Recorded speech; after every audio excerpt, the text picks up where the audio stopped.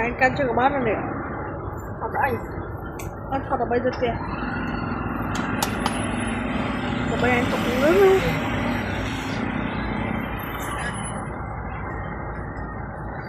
Nhưng bố chồng sẽ close up.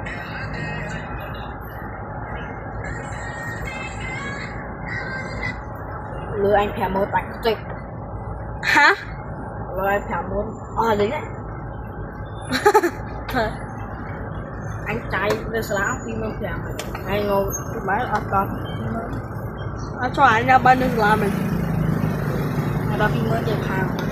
Chồng anh tới lấy đi on rồi vừa chạy mà phân cặn chung hà tây rồi này hà tây để sao anh đã chặt đây rồi sao anh thử lại tây xong ngày nắng tây xong mình mấy ngày nắng có hai mà mình chơi vậy hà cái là tây ta tại anh nhập bán tây sắp đo lại nè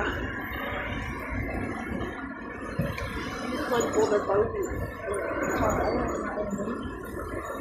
mình thử anh bắt buộc với anh đi gặp đại on memory anh đi không à nó cho anh thọt đại on memory rồi thọt đại on bố người mình đi anh mở tràn bán bỏ anh ra chó ra là bỏ anh bán bê hai thả chữ bỏ anh theo lòng phây hả? theo lòng phây chơi không anh thả gì theo lòng phây anh đố anh đã